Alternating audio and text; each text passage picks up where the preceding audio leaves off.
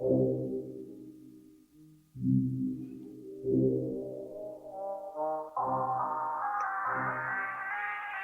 alaikum. Welcome to the Mad Mamluks. I'm Mahi and I'm joined by my co-hosts, Sheikh Amir Saeed and Sim. Today's show, we welcome back an old friend and one of his buddies, Sheikh Joe Bradford and Mohammad Bataineh, who is an attorney and co-founder, along with Joe, of mywasiya.com. So, first things first, Joe, you are you competing with us now? You got your own podcast on SoundCloud and trying to take our market share? What's going on? Joe, I thought we were buddies. Guys, I don't know what happened to the quality. You didn't have me on a long time, and so, I had to... It was beautiful. Joe, I got a little message on Facebook recently saying that Joe Bradford, you're one of his top supporters, so you can have a Joe Bradford badge next to your name. I was like, holy cow. My gosh. Of all the people I follow, this guy ends up showing up, and then he ends up creating his own podcast. I actually did listen to some of it. I was on vacation a couple weeks ago with my wife and older daughter at Yellowstone National Park, and we're driving up there, and I'm just looking for stuff. It's a 5-hour drive from Salt Lake City where we took the train into actually to Yellowstone, and it's just looking for stuff to listen to, and I finally was trying to, and I'm driving 80.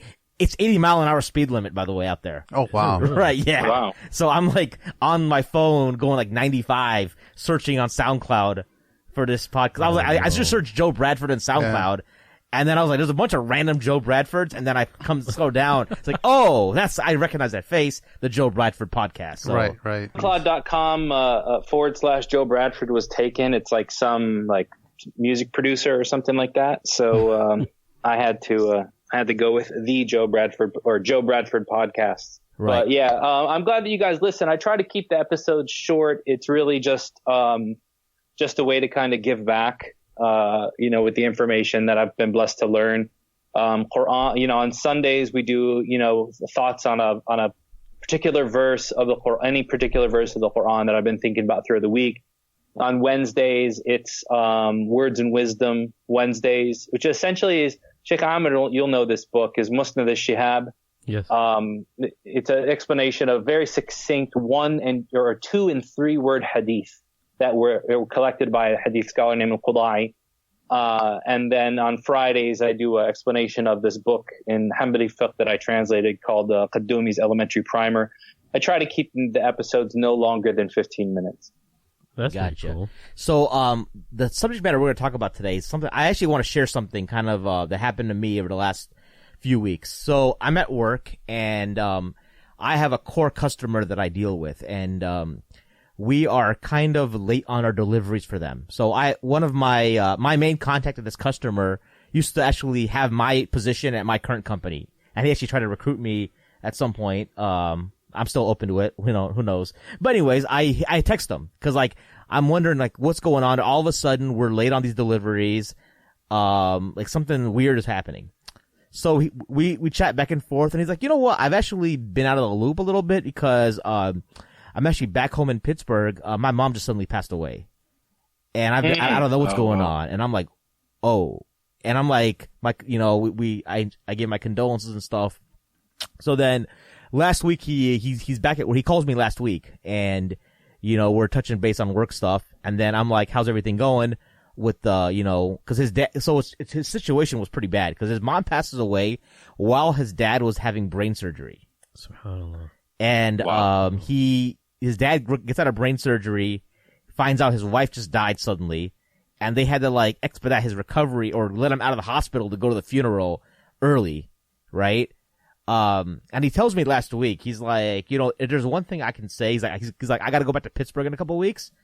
If there's one, because there's a lot of mess I got to clean up, but he's like, the one thing I can say is him telling me, make sure your parents have wills, because and this is a non-Muslim dude, right? Good guy. And he's just telling me this, and he's like, because of her not, she owned a bunch of stuff that wasn't documented, and it's just a mess right now, and that we're just having to clean up. Yeah, that's insane. I mean, so many people just in my family alone, immediate family, there's been fights over, inheritance and permanent damage. And when I see it as a spectator from the outside, because I I'm not inheriting anything. You just see the worst in humanity when people are fighting over money. But you know what else this all teaches us, man? Every time I see some issue that has to do with inheritance, because it happens in almost every family, basically, it lets us know that, man, after we die and they take their steps away from the grave, their main concern is not about you anymore. That's the nothingness of this world, dude. You know, when we're gone, our remembrance is there. Yeah, they'll shed some tears, but there's some deep worldly things that people are going to have that basically give precedence over us, you know.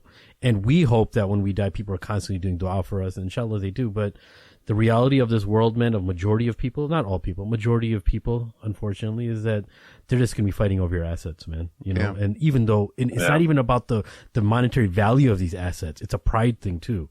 Like, I deserve this. You don't deserve this. I took care of mom. Of course. You know, I see that a lot. I hear that all the time. Well, you never were here, and then families break up, and shaitan comes and does his waswas and becomes very toxic, man. And you think that you know people, and you don't, even though you've known them your whole life. So it's a very vicious cycle, unfortunately, man. I mean, it just reminds me of, you know, what some of the ulama of the past have said, that, you know, that the idea of al-fara'id and al-mirath, and the apportioned percentages and you know, the apportionments that are given in Islamic inheritance, that qasamaha Allah wa ma radiya li ahadin yuqasimaha illa hu. You know, that Allah distributed these or apportioned them, and He was not pleased with anyone doing that except for Him, because, you know, there has to be some form of objective standard that we can all agree to at the time of death. Otherwise, a lot of conceit, a lot of desire, a lot of false pretense about what you're owed or what somebody should have given you can come into play. And if there's nothing that's there, I mean, personally, with family, with non-Muslim family, we had a relative pass away, and the estate, the distribution of the distribution of the estate was delayed for almost 4 years, because one inheritor felt more entitled to something than all others. And so, you know, having a document there that can basically tell everybody, these are my wishes. And so even if a person isn't, for example, that convinced about, well, this is what Allah subhanahu wa ta'ala had willed, then at least there's a document that says that, you know, my wishes as the deceased is that you follow this. And I'd imagine that psychologically a little bit of shame comes into play when a person tries to go against that. Of course. Yeah, man. It's the first knowledge crazy. I mean, even it doesn't even have to be something at death. I mean, for us, obviously, as you know, as an attorney and through our firm, a client came in. This is something during life of in cases of incapacity. There was a married couple. They had 2 young children, both minors. They were both immigrants. They were from Africa. And the husband was actually a physician, so he was the main breadwinner for the family. She was a kind of a mom for the children. And he got into an accident, and the accident rendered him incapacitated. So he was in a vegetative state. The problem was they bought a house together. Okay. And so under joint tenancy laws, both spouses have equal rights to the house. Well, once his salary went away because he wasn't able to work, the wife was put into a situation where she either had to assume the payments on the mortgage or give up the house. And so she went to the bank. She didn't want to pull the plug on the husband. She held hope that he would survive through it. And so she went to the bank and pled with them and told them, look, we just need some more time. My husband got into an accident. We don't have money. And the bank refused to let her sell the house because they required the signature of the surviving spouse. And so they said, you have 2 options. You can either pull the plug and essentially kill your husband. Then you would be the only required signature, or you can keep him alive and just deal with it. And they didn't have the simple documents. I mean, a will and really a power of attorney would have gotten him out of this entire scenario. And so the bank ended up foreclosing on the entire house just because she couldn't get a signature for her husband and she didn't want to kill him. Whew. Wow. Horrible. And just the fact that somebody has to give you that option, either you pull the plug, and I don't know legally, I mean, legally, that's totally fine. If she wanted to pull the plug, she can pull the plug, right? There's no could have, repercussions for that. Just to give No. somebody that option is kind of, man. I mean, I feel like as in Muslims, that situation. yeah. But think about it like this. I mean, I get calls all the time about medical, for medical ethical issues. We have a very large medical center here in Houston. And so I'll be brought in on cases by different Islamic centers and chaplains and things like that. And it's unfortunate that so many people, don't have a proper estate plan in place, and they don't actually think through these very difficult issues beforehand. Because when you have a power of attorney, when you have a healthcare directive, when you have your will in place, it's that much easier to say, look, guys, I know you're not happy with pulling the plug, but Mom said she didn't want to have any tubes in her. Let's honor her wishes, because we're not pulling the plug on her. She's essentially saying, I don't want to be treated, which is completely, is completely acceptable, Islamically and under Islamic law to refuse treatment in hopes of greater reward and of Jannah and things like that. Like the hadith of the woman who would fall, she would have seizures and fall and become uncovered. And she went to the Prophet ﷺ and she said, Udu Allah li an la usra. And so you make dua that I don't, fall into seizures. And he said, if you wish, I can make dua for you. And if you wish, you can have patience and you'll have Jannah. And she said, well, I would rather have Jannah, but make dua that I don't become uncovered. The Sahaba said we would then see her fall into seizure and not an inch of her skin would show. She would never become uncovered even in that state. And commenting on that, they said that if a person out of, hoping for reward, simply doesn't want to go through the treatment that's there and then that's fine and that's their choice. The problem comes is when you don't have that documented, you don't have it even witnessed to by several members of your family. It makes that decision that much more difficult for those who are surviving. And there's a bit of impending guilt that people have because they always wonder, did they make the right decision or not? So, having those things prepared, is really the difference between, leaving your family in a good state, not just financially, but mentally and emotionally as well. A lot of times people who don't do or don't want to create a will, or it's not a high priority on their list of things to do, they just look at their bank account and they say, you know what, there's not much here to give. It's not like they don't even think about their 401k and how much they've accumulated over in that respect. But how would you make that a priority to those type of people who are just kind of like looking at their superficial, bank account and making a decision just like that? Like, it's not really that important. There's not a whole lot of assets that I really have under my name, and my house is still under a mortgage, and majority of it's still left to be paid. Or under that, before you answer that, the add on is like a lot of people like as Muslims would be like, well, just a general. So I've heard some people just like, I'm just gonna have a general statement that when I die, allocate my assets according to the Sharia. That's it. There's so much more that your estate planning documents, whether it's a will or power of attorney or anything else, achieve other than just handing out your property, right? Your assets. So there's two things, right? I mean, as a law firm, when we're preparing estate planning documents for non-Muslims, it's much easier in the sense that even if we miss something, U.S. law will kind of appropriate those distributions. They don't really care too much. They have a lot more flexibility with their documents.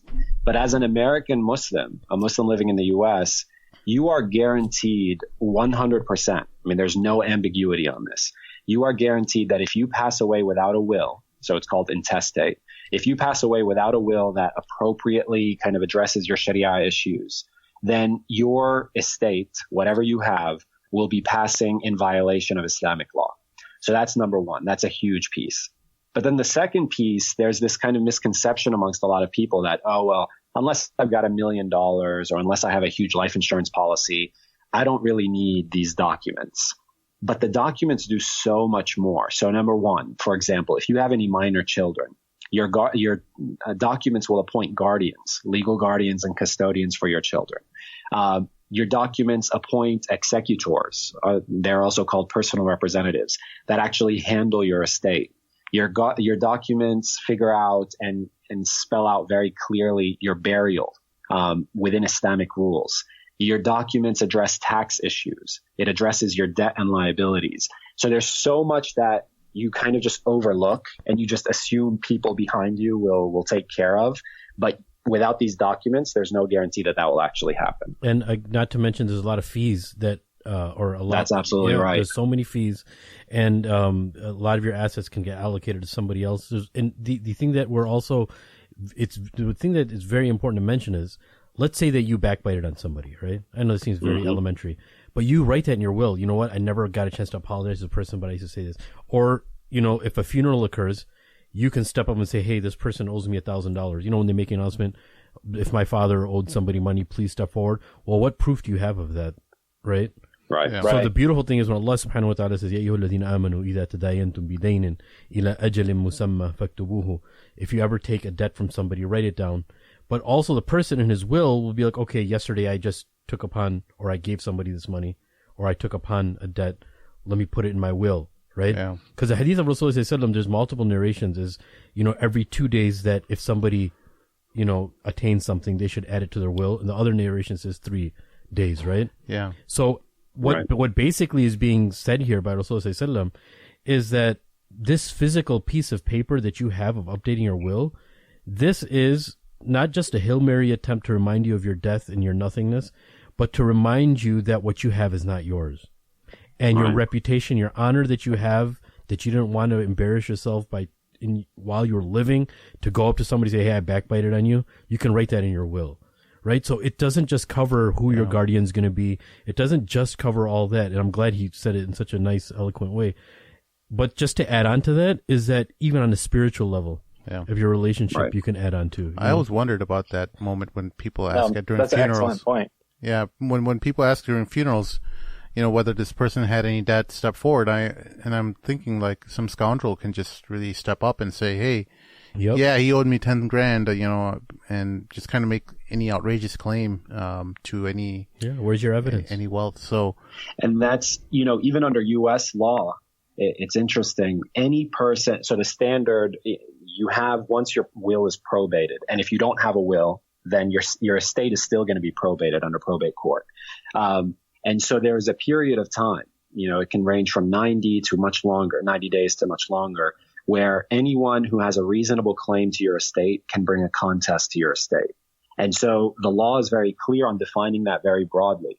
And so even if it's someone you've never met before, but the court doesn't know that, and they come in and they say, yeah, this guy, Joe promised me 2 years ago that he's going to pay me X, that person can bring a credible claim in court and challenge your estate for that money.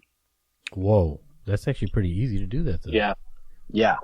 There's another point that you all alluded to.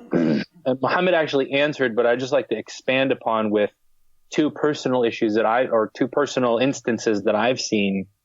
And that is, number one, the idea of guardians for your children. A lot of people make assumptions. Well, they're going to do whatever is best in the best interest of my kids. And they're going to go to my parents or my sister or whomever, right? That's not always the case.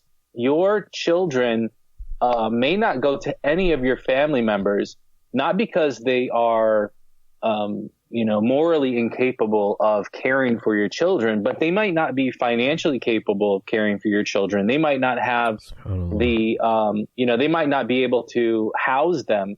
In many states, you have housing laws. If your relatives are living in a 2-bedroom apartment and they already have 4 kids, they're not going to take 2 or 3 more kids and put them in the same apartment. It's just against housing laws. So they're going to look for what? Foster families for them. And those foster families are going to be state appointed. And I actually just met with a sister about 2 weeks ago here in Houston from one of the local family crisis centers who said, you can't believe the number of Muslim children that our center took in as foster children simply so they would not be put into the general foster system. Mm-hmm. And we had to do that, and we had to do a very lengthy, somewhat expensive process to fight for those Muslim children to stay with us and Muslim families connected to our center, so that they would not go into the general foster system and be placed in halfway houses or with non-Muslim families who might not respect their faith and the dictates of their faith and raise them. So I always tell people, you think, you're trying to assume the best about what's going to happen after you die.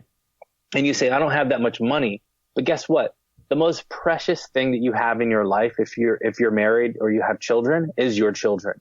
And think about it. When Allah subhanahu wa ta'ala talks about the wasiyah and the fara'id in the Quran, how does he start? He says, yusikum Allahu fi awladikum.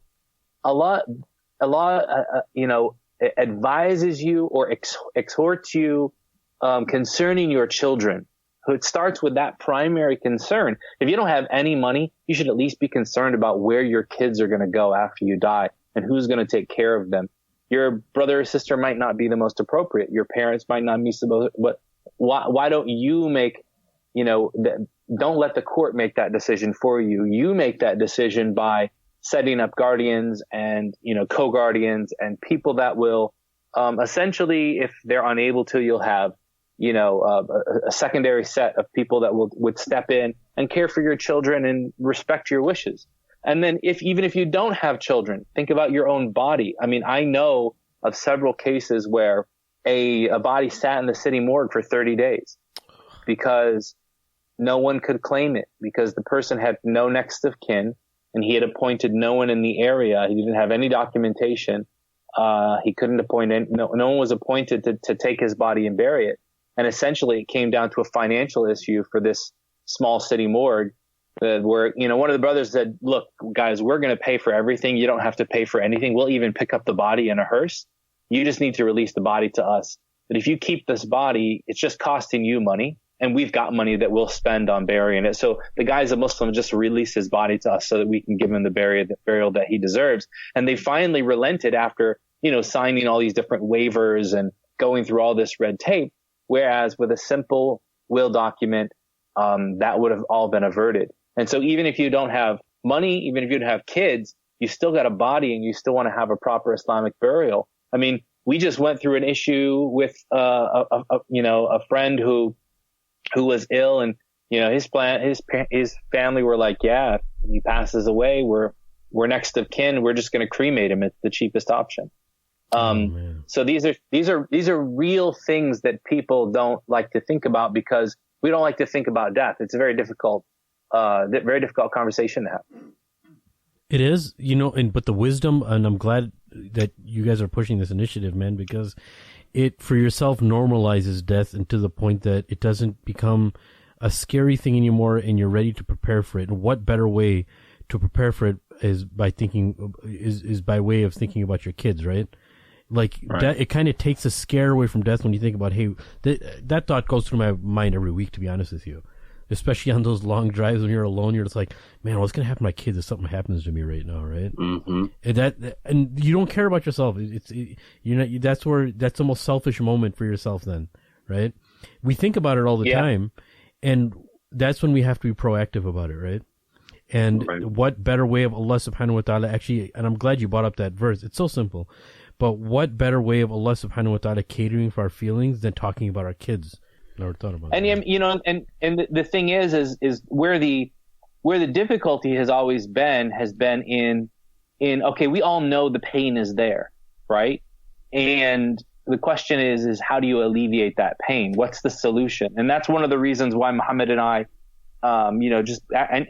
really in brainstorming a conversation in the car one evening, just kind of we're talking about these issues together, and we just said, hey, we need to create a solution that's going to take care of these issues, but also be reasonably accessible and priced for the American Muslim community.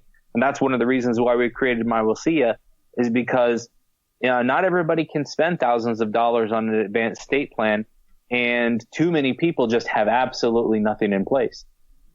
So what you two gentlemen are proposing, I think in your initiative, I mean, Allah reward you for this, because it's missing and it's raising awareness too, is that when we combine both the American contemporary law and Islamic law here, is in your will, you're going to write, not only do I want it not only do I want my will and my inheritance distributed Islamically, but these are the exact percentages, and that's going to be within your will. Correct. Yeah, I mean, the beautiful thing about American law, right, the legal system here in the U.S., is that it allows for freedom of religion, both in practice, but as well as in your binding contracts, so long as you don't usurp U.S. laws. And so what we've done, and what is, I'll tell you, different from kind of these template documents you can pull offline, is we sat down and we said, look, and it really all started, like Joe said, it spurred from a conversation where I gave a presentation at a masjid and explained to everyone how absolutely necessary this is. And everyone came up to me afterwards saying, look, we absolutely need one. But then not a single person came to our office and got documents. And so I sat there wondering kind of what was the disconnect there? And I think the disconnect is on several levels. One, it's just very inconvenient to get with an attorney, right? I mean, by the time you can get on their schedule, you need weeks, if not months, for them to prepare your documents. That's but true. then on top of that, it's also very expensive, right? I mean, attorneys are going to charge their time. Mm-hmm. And then there's also an added piece. This is a cultural piece. When you see the attorney every single day at the masjid, you don't necessarily want that attorney to know everything about you and who you're choosing as your executor, and the fact that you didn't choose your brother as the guardian, you chose a friend, and all of these things are kind of very personal. And so we sat down, Joe and I, and we said, look, how do we take out all of those pain points? Number one, let's make it very personal and private. And so you can't get more private than the privacy of your own home. Pull up your own computer, your phone, whatever, it's private. The second thing was, okay, it has to not be that difficult. And so we simplified the entire process. And within 15, 20 minutes, you can have your entire will prepared on My Wasiyah. And then the final piece was 15 minutes. If you've got all your answers. No, go ahead. I'm sorry. Mm-hmm. Yeah, if you've got all your answers kind of figured out, right? Who do you want to appoint as guardians? Who do you want to appoint as personal representatives? Our system makes it so easy that you can literally sit down with all those answers, answer the questions as if you're sitting with an attorney. We call it our online interview. As if you're sitting with an attorney, you're asked questions. We give you Islamic explanations as well as legal explanations. And then once you finish answering those questions, your document is instantly prepared. And that's using our proprietary software. Very cool. Let me ask you, so do I do it joint with me and my wife, or is it wife separately and me separately? Great question. So both separate. So there's two types of wills. There's something called a mutual will, mm-hmm. and then there's something called a non-mutual will. Yeah. Almost every, and I'm going to say almost every, but I think it's almost every experienced attorney in estate planning will recommend very strongly a non-mutual will, because you do not want one document governing two separate people with their two separate wishes and challenges and everything else. And so My Wasiyah prepares non-mutual wills. So both spouses need their own document. Beautiful. They can do it at the same time on their own phones. That's exactly right. Well, there's an Islamic element to that as well, yes. And that is that, the idea of mutual wills, the idea of the marital bond, the idea of women changing their name when they get married is a very Eurocentric and Christian concept. Yes. And the merging of liabilities and the merging of assets is also a very, shall I say, non-Islamic concept, meaning that when Muslim men and Muslim women marry, they maintain their own countenance. They maintain their own legal liabilities and responsibilities, the ownership of their assets and their own personas, their own legal personas. So you can have a woman who is extremely rich marry a man who is extremely poor, and he has no preemptive right over her wealth. I mean, this is why Zainab radiallahu anha asked the Prophet ﷺ if she could give Ibn Mas'ud her zakat because he's poor. And the Prophet ﷺ said yes, because the man is liable for maintaining his wife. The wife is not liable for maintaining her husband. Obviously, we're not talking about a level of ihsan here where the spouses will share in their expenses. That's completely allowed. But we're talking about the baseline of legal liability. Your legal liability and your assets and your ownership of those assets is separate. Now, Yes. here's a real case.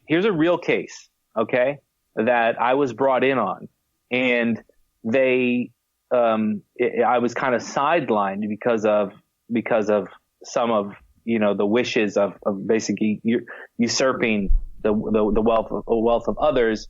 There was a woman who was quite wealthy. She was quite philanthropic. She was also very shall I say, charitable, both to family and non-family. And so she had amassed over years a very large amount of gold jewelry that she had set aside for her daughters. And so when she would buy it, she would put it away in a safe in a safe in her home, with the intention of it being a lifetime gift to her daughters, right? But she didn't want to tell her daughters that. And this is very common in many Muslim cultures, right? To do this. So she wants to go and make a will. Her husband refuses. He says no, because it's going to be unfair to our girls, right? Because girls, this kind of this folk notion of women always getting less. So he says, no, this is not going to be fair. So he kind of, has her avoid getting her will. Well, she passes away unexpectedly, and everyone says, well, let's bring in Joe and have him look at all of the assets and tell us how to divide them up properly. And he says, no, I refuse that during her lifetime, and this is going to be unfair to my daughters, and so I'm not going to allow anyone come in after death. Now, little did the family know that he was simply buying time so that he was appointed heir at law. And not only would he be taking 50% of everything that his wife owned, but he could also claim that property that was undocumented in the house was his own. And so a large portion of that was that very large sum of gold jewelry that was sitting in the home. Wow. And so he essentially, disenfranchised his own daughters of a very large stake in what wasn't even inheritance for them, was a lifetime gift. But he was able to skirt that because he didn't want to be taking, after them, what he saw would be less than what he was due, because, two daughters, they would take 2/3 of the inheritance. So, these types of things are real issues that come up. And that's why it's important to have a separate will. A lot of people say, I want a mutual will. But in reality, it doesn't lend itself to easy execution on the legal side, nor does it lend itself to compliance on the Sharia side. That is unbelievable. That that story that you just mentioned, the repulsive nature of human beings when it comes to money. To my stomach, to be honest with you, man. Because I have a daughter, and I can imagine having two daughters, and I don't know, man. Once you decide that your will be done on your own self, and not what was called a mutual will with your spouse, what's the next step? What's in the decision making process? So it's pretty basic. I mean, look, one of the things that we understood just kind of from the interview process as an attorney sitting with clients is that clients, and so for us customers, are not always prepared to answer all of the questions, right? I mean, so not everyone is ready to say, I want my brother and his wife to serve as guardians for my two children. And so sometimes people need a little more time. And so what we've done through My Wasiya is we've tried making that as easy as possible. And so number one, you can pick up whenever you want, wherever you left off, for a period of time. And so if you start the process today and you get asked the question in the online interview and you're just like, whoa, I did not even think about that. Let me kind of talk this over with my wife, my brother, whatever. You can always just save exit and save, and then come back to it later whenever you need to and whenever you got the answers. Let's say you save it. If you pass away before you finish it, you save it and you pass away like 5 minutes later. Does a saved version count? No, he wouldn't.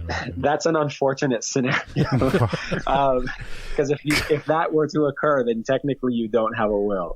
No matter how far along you got, because you have to sign your will. And so without actually printing it off and signing it, unfortunately you're out of luck. That would be the most unfortunate 15 minutes ever in humanity. I'm glad the way you're thinking. You're thinking like a Hanafi. You should be a Hanafi, not Maliki. I like the way you're thinking. You're thinking like us Hanafis, bro. That brings up a very good point, and that is that, and this is another reason why we set up My Wasiyah the way that we did, and to make it as feasible and easy for people to execute their wills. A lot of people have this notion that in order for me to have a legally binding, properly executed will, I have to have it drafted, number one, in a law office by an attorney, saved in his office, put in a, registered with the county courts, or kept in a safety deposit box. There's a lot of things that when we get these questions all the time from our customer support staff.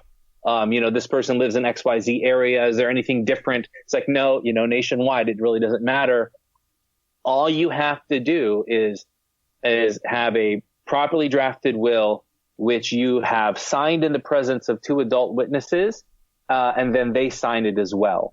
And they basically attest to your will. You want to get it notarized. That's another, level of attesting to getting your will attested. But really all you have to do is sign it in the presence of 2 witnesses, and then have them sign it. And as Sheikh Amr had mentioned in the beginning, that's the basics of the Ayat ad-Dain, of the verse of debt-based transactions. The longest verse in the Quran, an entire page, is having having these things written down and attested to. So if I understand you correctly, the 2 witnesses, is that a Islamic requirement, or is that a requirement that's U.S. as well? That, Islamic. That is a U.S. legal requirement. Okay. That's. But it is not required, even though there's Islamic precedent for that from a U.S. perspective, right? Because obviously enforceability here in the U.S. is important. The U.S. law, just like Joe said, requires that you sign in the presence of 2 witnesses. You attest essentially to your will. Notary is not required. We strongly recommend it. It's called a self-proving affidavit, which just means that if your will was challenged later on in court, 10, 20 years later, the court does not have an obligation to go in and find those 2 witnesses. Mm-hmm. They will take the self-proving affidavit on its own. And so that's why we recommend it so strongly, because you have no idea where the witnesses are going to go, if they survive you, anything. And so it just makes things so much easier. You do not have to register it with any court, even though some attorneys will recommend that. Quite frankly, I don't recommend that, because you usually will amend your will, and then you would have to go and update the court registry with the amended document. Most people fail to do that. So really it is as simple as printing off the document, signing it in the presence of 2 witnesses, and you have a binding, legally valid will. So is this kind of like how Turbo? So I'm just thinking out just on a very basic level. This is kind of like a TurboTax. Like I basically fill out TurboTax and then hit save and print, and then PDF it so it's on my desktop, print it out, bring it to you, or after I fulfill this, it's going to be sent to you and you print it out, and I just come to your office and sign it. What is the easiest way to do this? Everything you said except for the final step. And so it literally is, you finish your online interview. Okay. You hit download. It should automatically download. It'll download a PDF of your will. Mm-hmm. You don't even have to worry about sending in a copy to My Wasiyah for our records or anything else. Our records are automatically updated with the most current version of your will. Mm-hmm. So we have that. All you do is you print it. You sign it in front of 2 independent witnesses. We recommend that they're not like your son and your daughter or something else. They have to be adult witnesses, 18 or older, of sound mind. And then that's it.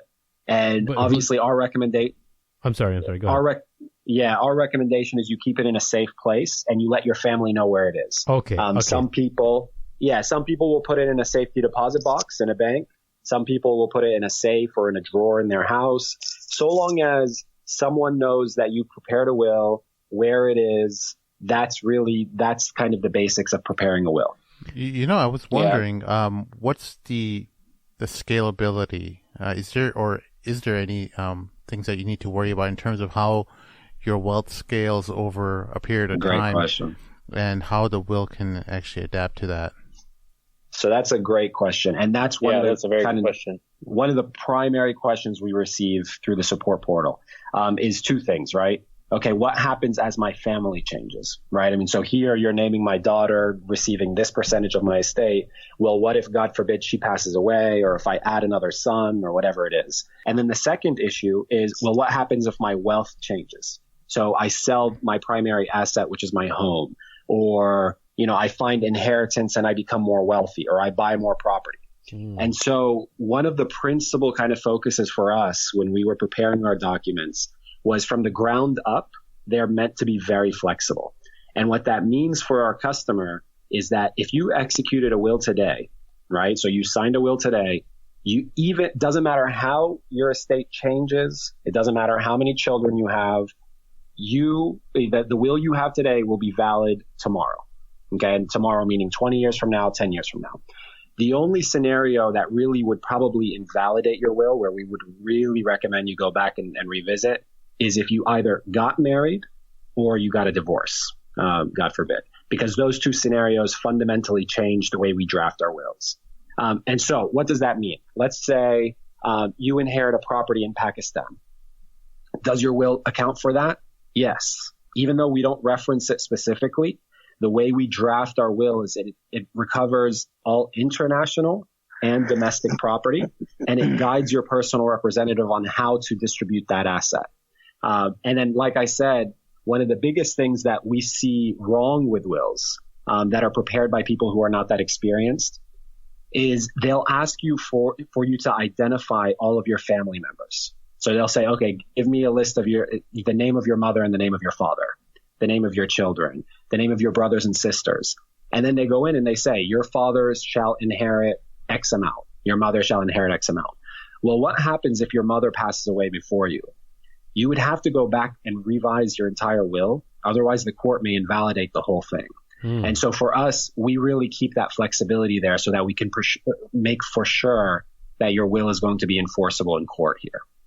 Sure. So let's say about... Right. I think just if I can add to that, the one people always think, well, what if I get, and this is just to add to the idea about the money or the net worth. And this is a question that comes up for me a lot of times with, financial planning work. Unless your net worth is $5 million and above, you're probably not going to have to make any major changes. And you're probably not going to have any type of special documentation, simply because, at that level of net worth, you're going to want to have certain structures in place for tax incentivization. So there's a rather large threshold or there's a bit of leeway that you have before or a ramp up time, I should say, before you would ever really have to go and make major changes, as Mohammed said. But definitely in the cases of marriage and divorce, those are two of the main cases. We do, however, always recommend all of our clients to review their documentation yearly. And that's not just their will document and whether they had any births or deaths or marriages or divorces. All of that should be reviewed. You should have like a financial checklist every year, and just kind of go over it. But there's another thing that you should also do is look at your beneficiaries on your different accounts. So if you have a 401k, you have an IRA, you have a bank account, once a year, go over your will and, married, divorce, births, deaths, added children, added properties. Okay, now let me go and look at changes of job. Let me find out whether, who are the beneficiaries on my 401k? Who are the beneficiaries on my IRA? Who is listed as payable upon death, POD, on my bank account? And those are all things which are done outside of the structure of your will.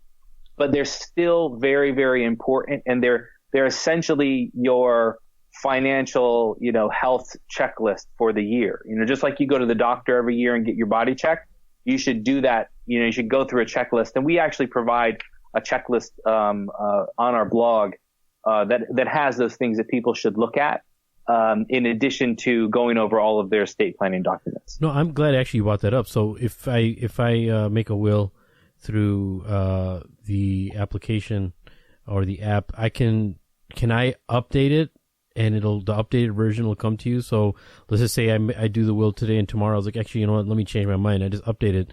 Do you have an option where it can just be updated and added onto the system? Yeah, so the way our system works is that we will always maintain the most current version of your will. Oh, that's awesome. Problem solved. Yeah. There's the biggest concern a lot of times when you get into versioning of your will, like the one you executed 3 years ago and the one you executed today, is if there's confusion as to which will is the most current, that can cause a lot of trouble when you probate your estate. And so for us, we found that the most effective way of doing that is for each one of our customers who prepares a will on My Wasiya, we keep a copy of their most current version. And that really just makes sure that we're clean, we're clear on which will you meant to kind of have your most current version, and that you are as well. I see. Yeah. And here's another thing, Sheikh Ahmed, and that is, if you want to make a major change to your will, then that's obviously going to be another version of your will. But let's say, for example, this happens a lot. We'll have people call in and they'll say, well, when I was typing in my children's names, I typed quickly, or something auto-corrected, and instead of, Salman with, Salman, it wrote Sulman, and I need to correct. Yeah. So, we'll, yeah, exactly. Sorry. So, we have on staff, support with our support portal that they can email from within the app. There's also a chat feature that we're adding as well, where you can basically say, look, guys, I just executed, I just printed out my will. I noticed that I spelt one of my children's names wrong, or maybe I was off, this happens with dads a lot. I was off on one of my kids' birthdays, by a day or two. I thought I was the only one. Yeah. And so, can I make that change? And the support staff will generally make that change, get it back to you within 24 hours, actually within a couple of hours. And that's just a service that we give to our customers to make it that much more easier for them to get that done and get it signed. And have it, as the Prophet said, not, under your pillow, so that you're not sleeping, for two or more nights with something you can bequeath, except that you've actually written out your will. Gotcha. No, I think you guys covered I was going to ask you what type of support stuff you guys have, but that's awesome. So it's not like you're, half-thinged initiative. You guys, mashallah, thought of all this very, very thoroughly. Alhamdulillah, man. So someone still may ask though, so a couple years ago, my wife and I went to Hajj, and so we went to I don't know if you guys were around in 2015, or I hadn't heard of you guys back then. I think we just did Legal Shield. I remember distinctly. I remember we just had a mortgage, and my own assets. I was only thing I owned was sneaker collection that I willed to my daughter. But what's the difference between what you guys have? I mean, obviously the Islamic version aside things, but is there anything that people I assume you guys have non-Muslim clientele, right? As well with My Wasiya, or can? So My Wasiya is actually specific to Muslims. Okay. And that's something we're pretty proud of is that it creates documents that are compliant with U.S. law as well as Sharia. Okay. The differentiator for us, and I love that question, is let's assume we take out the Sharia compliance issue, right? So this is no longer for Muslims. Let's just compare documents to documents. Mm-hmm. There are still inferior wills and there's superior wills. And so I'm very familiar with Legal Shield. I'm very familiar with what you can get from LegalZoom and Rocket Lawyer and all these other things. Just from a fundamental document perspective, first of all, our document is prepared specific to your state laws. Okay, so if you're preparing it from Arizona, you're getting an Arizona will. If you're preparing it from Florida, you're getting a Florida will. This is not something that just hopes that it's in compliance with your state laws. The second is, even without the Sharia piece, our documents are very, very robust. Quite frankly, knowing what most attorneys are preparing, even in $1,000 plans, our will is more substantial and more thorough than most of those wills that you get from an attorney's office. And so just as a document, it's superior. Then add to it that it doesn't just kind of slap on a schedule. So for example, I know the attorneys that prepared or helped prepare the ISNA will that a lot of people used for a lot of years. Yes, they do. Because it was a great resource and it was free. And so Allah yajzihum al-khair for preparing that. May Allah give them ajr. But the problem was, and even the attorneys who helped prepare that, they said, look, guys, we just prepared this. It's not specific to any state laws. Yeah. It was just a service for the community. And so use it. We recommend taking it to your attorney and getting it vetted, et cetera, et cetera.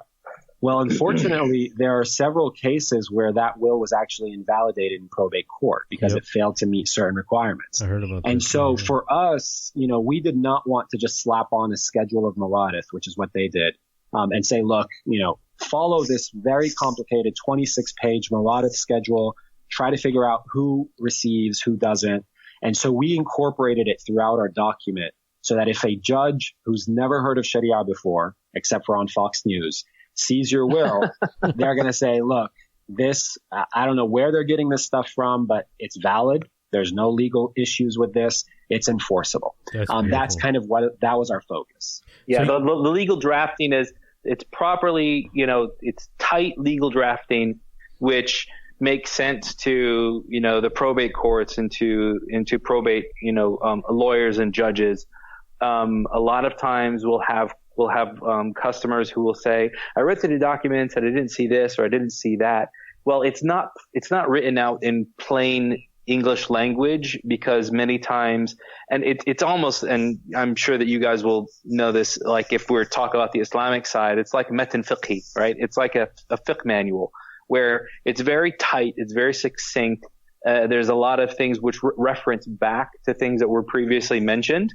And in that way it works given the system that it's in. One of the failures of many of the documents and the easy, the downloadable templates that people would just, write their names on in was that they were written with the end user in mind, not with the end result, which is passing probate. And we designed this so that it would meet the muster of courts. And as Mohammed said, not simply just, be a will document that you slap a schedule onto, and then, everything is fine. And I think it's important to mention this, and that is with, one of the things that we wanted to avoid is we wanted to avoid upselling our customers consistently on our own services, because statistics show that about 60% of Americans don't have a will. And the other 40, about the remaining 40% of Americans that do have a will, I would say about 10 to 20 of them, maybe 15 to 20% of them don't have a valid will because of the way it was executed, the way it was drafted, or whatever. Now, take the Muslim American community, and those numbers are probably even higher. And if one of the retorts to, or one of the reasons why somebody won't go to, as Mohammed mentioned earlier, just getting into a lawyer's office is a hurdle in and of itself. We didn't want to be the guys that say, oh, hey guys, here's this simple will with a schedule on it, and then why don't you come by our offices and we'll sit you down and give you, special attention. Now there are certain clients that come onto a beta program that we have for, people that maybe have special needs children, maybe they're dealing with family heirlooms. We have a really interesting case with family heirlooms, Islamic heirlooms, and we'll give those the special attention that it needs. But that's not what my Wasiya is about. My Wasiya is about, it's not a one size fits all. It's a one size fits most product. that you can be sure that when you pay once, and you're not going to pay again unless you're going to come out with a completely different version of your will, which we talked about versioning before. So unless you have a major life event that comes, your document is going to satisfy almost every situation that could come up, barring a marriage, a divorce, or a major change in net worth.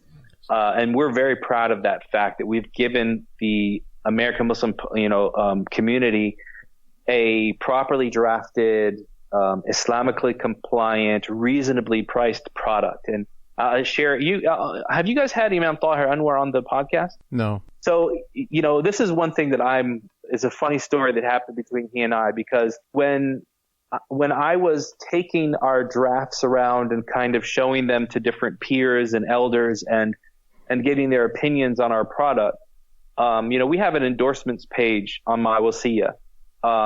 We have, two of the first people to endorse us were Imam Zaid Shakir and Imam Tahir Anwar. And, Imam Tahir and I are friends, and it was funny because I went to him and I knew that he was the ISNA rep for the West Coast at that time. And I was so apprehensive to tell him about My Wasiyah because I'm thinking he's just going to tell me, look, we've already gotten this figured out. And, I showed him the product. I went over the details with him, and he looks at me and he says, you know what? And I'm thinking, oh my God, here it comes. Here it comes. I'm trying to brace myself for the rejection. And he says, I am so happy that you guys did this. And then he actually reiterated what Muhammad had mentioned earlier about, cases of the old documents being thrown out of court, and there being problems with him. So he was like, I'm so glad that somebody has actually done this in the way that's necessary. And, having his name attached, Imam Zaid Shakir, Dr. Zulfiqar Shah, Sheikh Tahir Wyatt, there's a number of names that are on there, that, it's very reassuring, to have those endorsements, and also to have people from the American Muslim public. I was in Dallas a few months ago, and I was in California a few months ago, and I just had a guy come up to me in the masjid, and he said to me, hey, thank you for, I delivered a khutbah somewhere. He said, hey, thank you for the khutbah. And, I didn't recognize your name, or I didn't recognize you until I remembered what I was doing the other day. I just made my will on My Wasiyah, and I just realized that you're one of the co-founders of My Wasiyah. Thank you so much. And it's moments like that where you really thank you thank Allah that you have the ability to serve the community in a way that's going to be beneficial for them, and it's going to be a one-time thing that's going to fit everyone's needs. As we get deeper and deeper into this and the plot thickens, a lot of confusion that people have, and just as a reminder to make it easier for them so they rest assured Islamically that they're doing everything correctly, is they have a confusion of, for instance, what a gift is, of what a wasiyah is, and what inheritance is. So generally, and Sheikh, please expound upon it, because I'm just going to talk about it on a very basic level. Generally, when somebody passes away, there's a few things that have to be done, right?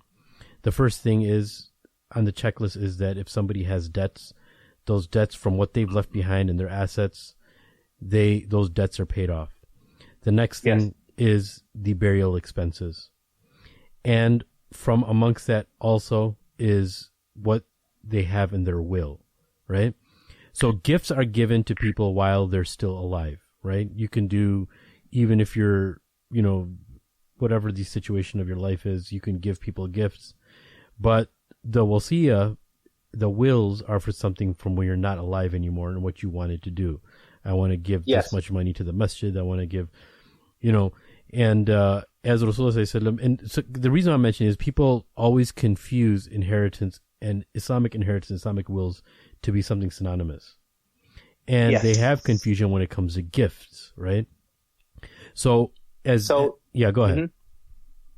Well, so you bring up a very important point, and this is something that when I present to communities on estate planning and financial planning, is always has to be reiterated. And Mohammad and I have created a number of different like education, a number of educational materials to be able to educate people on this topic, because a lot of people will say, like, I'll say, even the company name will say My Wasiya, and someone will say, oh, so you don't do inheritance, you just do Wasiya. It's like, no, dude, it's just a company name. So there are several things, like you mentioned, your debts have to be paid, your funeral costs have to be paid. You have, if they were lifetime gifts. Now, lifetime gifts in Arabic would either be called Atiyya or Hiba, or, there are a number of names, that are mentioned in the books of our Islamic legal texts. And then you have wasaya, which are in the legal context would be called charitable gifting. And those charitable gifts are given after death from your estate. And what people need to understand is that this structure, or shall I say, this process that is delineated in our books of fiqh of what comes first. Do we take out their funeral expenses or their debts? Do we pay after we've paid their debts and their funeral expenses? Do we then, return, lifetime gifts? Then we give out charitable gifts from no more than 1/3 of their entire estate. And then the remainder estate is distributed according to the laws of Islamic, of fara'id, of Islamic apportionments of inheritance. So the My Wasiya document incorporates every single thing that I just mentioned. Oh, that's beautiful. Okay. So what will happen is you'll go to the site, you'll create a login. It'll ask you, what's your name? What's your email address? Where do you live? Do you anticipate in moving in the next 2 years? Because we like to try and anticipate certain things in the documentation for someone who might be in a state that might not be a community property state and then moves to a community property state, or the opposite. And then you'll be asked questions about some of your major assets. You'll be given, the names of your spouse and children, if you're married or single with children, or however it works out. And then you will be asked about charitable gifting. And do you want to give a certain percentage of those of your estate to a 501c3 or to a specific person? You can do either. So we actually allow you to type the EIN number for like your local masjid or your school or whoever you want. And that goes, and that's actually a program that we are partnering with several organizations around the states to allow them to have their members charitable gift through their My Wasiya wills automatically. And then of course, as we discussed before, the whole drafting of Islamic legal inheritance and the division of that is built into the document. So we do that whole process of both wasiya and fara'id, and hiba, and that's all built into the document, and kafala, and habana, and nafaqa. I'm just throwing these terms out there because people who know them will know them. These are all built into the document. So the legal document, your last will and testament that you would download from My Wasiya and sign in the presence of 2 witnesses and have them sign sign after you. That is the whole Islamic process is built into that one document and is then enforceable by your state's laws. So Joe, let me that is awesome. Jump in too. One of the important things that we made the determination a long time ago is that we are more comfortable on sacrificing flexibility for making sure that the will, whatever answer choice you end up putting in there in our online interview, you will get an Islamically compliant will. That was our absolutely number one priority. I mean, that's a huge amana that we take very seriously. And so, we're getting into the weeds here, but for example, I know some attorneys who say, look, we prepare Islamic estate planning. And when they get to the wasiya portion, they'll say, okay, what type of gift do you want to give to your friend, John, right? And the person says, okay, I want to give $20,000 today. $20,000 is less than 1/3 of my estate, so I'm good. No problems there. The problem is you don't know when you're going to die. And so tomorrow, when you pass away, $20,000 may be 50% of your estate value. If you don't change your will, which 99% of people don't right before they pass away because no one knows when they die, that gift is technically in violation of Islamic law. And under a probate rule, that will go, period. None of your family can change that. No one can come and say, well, that's not Islamic, so he didn't really intend it. And so for us, some people will look at it and say, well, that's a lack of flexibility. I want to say $5,000. We require you name a percentage, because a percentage, no matter what your estate is valued at, we can guarantee that it's Islamically compliant. And so you'll see that kind of through everything, is that we want to make sure you don't have any anxiety going through the online interview that some combination of your answers result in a will that's not Islamic. Exactly. And we also want it so that you know, with the changes in your net worth and your estate, you're not going to have to come back and, you know, and do that and recreate your will, you know, umpteen times, or, you know, get us on the phone and have us upsell you our own services, you know, simply because you want to make a simple change, or that because you've had some type of change in life that's easily done, you know, through the online portal and makes sense to do in the privacy of your own home. Joe, as we wrap up this podcast, you had mentioned earlier on in the show that you guys saved the most recent version of the will for people who have like privacy concerns or worried about security of your servers. How can you assuage them in their worries? What'd you say? Assuage? IT guy. What is that word? I don't know. I've never heard that in my life. I think I read somewhere. I hope it's awesome. I hope it's a correct usage of that word. No, you've been doing a lot of reading. I like it. So that's a great question. And that was something that we kind of considered with our developer team early on. And so the best way we do that, first of all, the site, both in transit and in rest, is all fully encrypted with bank grade encryption. Okay. And every server that we use, that we host any information on, that's all encrypted as well. So the information is encrypted, but that wasn't good enough for us when we were thinking, okay, well, we're storing people's wills. And so what we've done is, keep in mind, all of the backend for our site is all proprietary. It's something we spent years developing. And so what we did is, when, let's say you go in and create your will, when you finish your will and you download it and now you have your own version, and that's great, you can always go back into your account, or we can go into your account if we meet the certain terms and conditions and parameters, and get your will. And like I said, it's the most current version. The good thing that for us though, and the way we've built our system, is a version of your will, the copy of your will, is actually not stored anywhere. And what happens is, when you click on the download my will button, or if we click on the download your will button, what happens is the system will use encrypted and scrambled answers to automatically generate your will right away. So there's actually no hard or digital copies sitting on a server somewhere. All of it is just, we have certain data points that need to speak with our software to create the will instantaneously. Every time you hit download my will, our system is creating a whole new will. It's just happening instantaneously for you or for us. And that's kind of the safest way, in addition to all the encryptions, that we're not having just thousands and thousands of wills sitting on our server. And also we store no payment information, either on client side or server side. That's all done through our payment processing system. And so nobody has to worry about, you know, is my credit card information safe or anything like that. Last thing I was going to ask is, like, do you guys have like bundle, so let's say you've sold me, right? I assume my legal shield, whatever you call it. I haven't looked at it in 3 years. It took us like 10 minutes to do. And, like you sold me to go over your service, right? And now I want to, like, I'll sign my parents up, because I bet their will was probably garbage too, if they have one. Yeah. I could probably, so straight shooter, are we?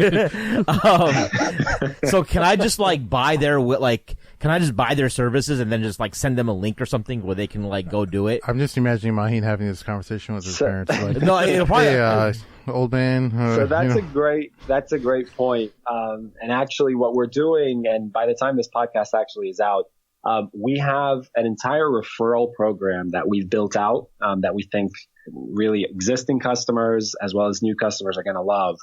And the way it works is that any customer, right, any friend of yours, any family of yours, whoever you want to refer to My Wasiya, we give 20% and you get $20. And so that's kind of our way of saying thank you for referring a new customer. And then the new customer, we say thank you for using our product. Here's 20% off.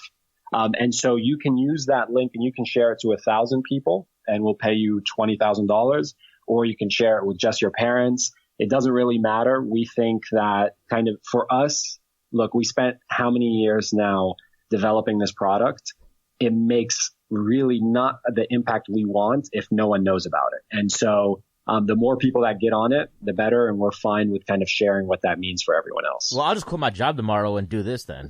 Affiliate marketing. Mine used to be an employee of Amway. I was a distributor for Amway.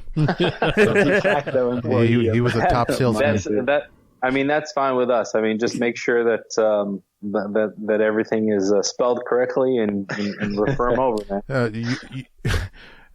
Bataineh will put people through some pain to make them realize the danger of death, and it's a imminent danger.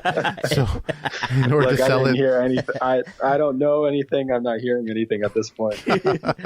All right. Well, appreciate you guys coming through. Real informative. Did we miss anything? Is there anything that you guys wanted to talk about that maybe we forgot to ask? I think for me, I think we've covered most of the major points. Yeah. There's a bit about us as a tech company we can probably come on another time and talk about. Appreciate you guys having us on. And look, I mean, we've got, I don't know how long the podcast is, but it's a lot of doom and gloom when you talk about death. And so that's not our intention. But a lot of times what really has to kind of be created is context. This immediacy, even that was the Rasul alayhi salatu salam, he continuously kind of reminded the importance of understanding that our time may be any time. Yes. And so it's doom and gloom, and it sounds like we're bringing up examples of all of the worst case scenarios, but they're real. And so for us, the easiest way of kind of not keep repeating the doom and gloom is just to make this process as painless as possible.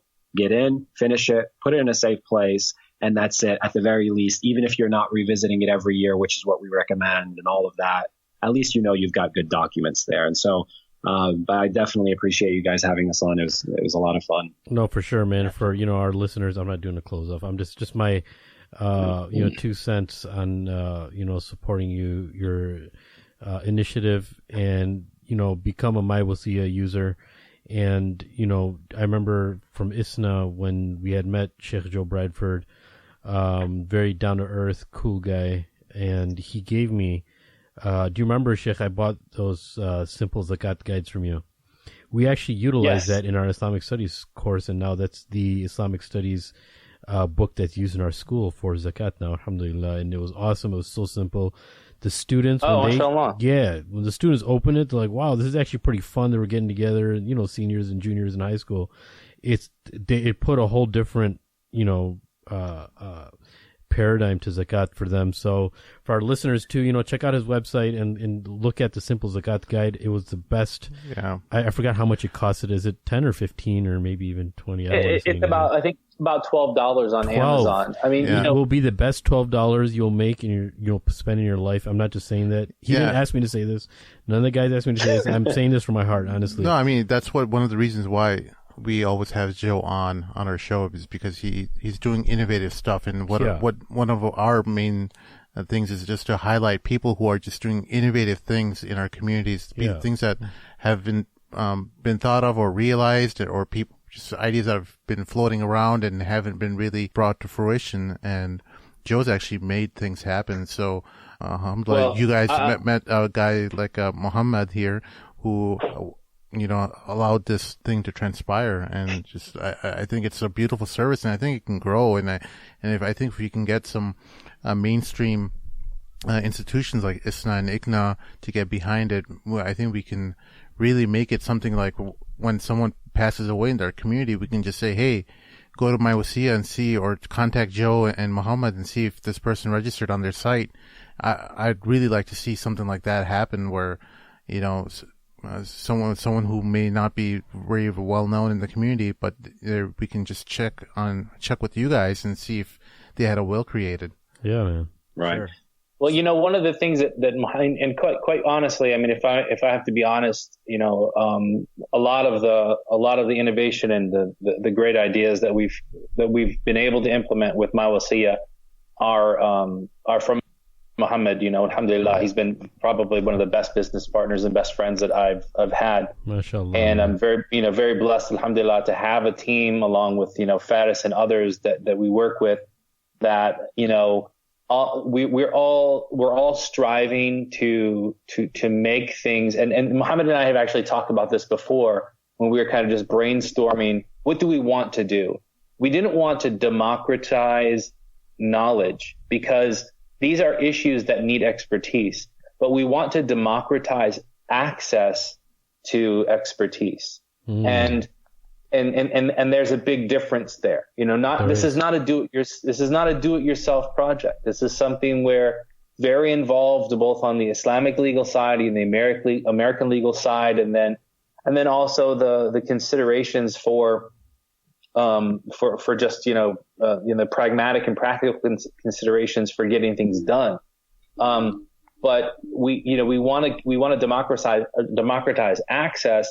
So you're not consistently being upsold on something, and you're also not having to spend thousands and thousands of dollars. And, you know, we even have a program in place right now where somebody said, you know, they can't even afford the $125 that it costs for the basic will. We've partnered with charities and community partners around the country that we can provide that to them for free, and that others can be able to help them with that. We're creating multilingual guides to estate planning in Arabic, in Urdu, in Somali, in simple English, and I think I'm forgetting one of the other, and in Spanish. And so, you know, these are all things that all focus to, like Imam Zaid Shakir said to me, you know, he said, this is the nuts and the bolts work of the community. You know, it's not sexy. It's not exciting, whoa. but it's what, you know, it's what pushes. He didn't say the word sexy. I said the word sexy. Just the disclaimer. We're losing it, but it's Joe. it's what pushes what pushes the community forward and allows us, you know, we're building on the backs of, you know, people like Mundir Qahf and Dr. Zulfikar Shah and other people who, you know, they've done, you know, so much for our community, and we want to just continue to build on those successes, you know, those successes, and really help us, you know, be both successful in the dunya and the akhirah. I mean, absolutely. Well, we recommend everybody go to the mywasiya.com. It's MYWASSIYH.com. Side note, Joe, I'm sure maybe Sim can comment as well. We get a lot of people hitting us up because they're like, I had a guy call me like 2 weeks ago. It's like, I need Joe Bradford's number. It's like, why? And I'm like, because I can't afford an Islamic mortgage, yada, yada, yada. And I was like, oh, go listen to this audio with this clip. And then like he talks about it there. I can't give his number out. I'm sure like it's like for you, it pops up more because it's all the financial stuff. People just want to think they can just like get your number from us. But they literally think that you're part of the Mad Mamluks, and I hope you, alhamdulillah, like we consider you part of our family. You're one of the main reasons for our success in terms of, you know, letting people know about our existence through your own social media because like channels. when you came on, like our growth really like went nuts after. Yeah. Good luck. Good to hear. That's why he has to use words like sexy, bro. So I don't give out my wondering. This is Joe's personal cell phone. 999. It starts with 555. No, 588-300. The Empire. Yeah, so people can go to joebradford.net, and I've actually launched a courses portal on my website where there's a webinar of about 4 to 5 hours about mortgages that I've done. And I'll just tell people that there's no one and done solution. There's no, everybody says, I want the authentic 100% pure Islamic solution. You're not going to find it. Yeah. Financial issues generally are very complex, and the ethics of making a decision within the universe of options within the financial realm are also complex. And what I can tell people is the best thing you can do for yourself is educate yourself about, whether it's wills, whether it's mortgages, whether it's zakat, whether it's, stewardship and charitable giving. We really just have to pay as much attention to these things for the sake of our faith as we do to, sports and entertainment and anything else that we're that concerned about. And so I really appreciate everybody trying to reach out. I unfortunately don't have enough time in the day to be able to take personal calls, but I do try to put the resources out there where people can educate themselves and make an educated decision about, what's out there. Yeah. And if any of your listeners are multi-billionaires, then let's start a mortgage company, anyone. I am. We'll talk. Did you get a YouTube channel made yet? What's that? Did you get a YouTube channel made yet? Yeah, I have a YouTube channel. Okay. So it's YouTube /Joe Bradford. Because I know you have a lot of material out on YouTube as well. So yeah, a lot of the listeners can go over there and see some of their frequently asked questions. Yeah. They did. I'm moving things more to my website, and simply because what I found with YouTube is the ever-changing algorithms and the idea of YouTube creation and monetization. It's almost like it becomes a exercise in futility to keep things focused. So I am still uploading to YouTube, but the majority of my knowledge production will be on joebradford.net. That includes both, links to the audio, the video, and then the articles. For monetization, actually, I heard that Instagram is launching something where you can put longer form videos on there, and they're actually, because I think YouTube was demonetizing folks, and so Instagram is trying to cover that, like jump in and take that market share.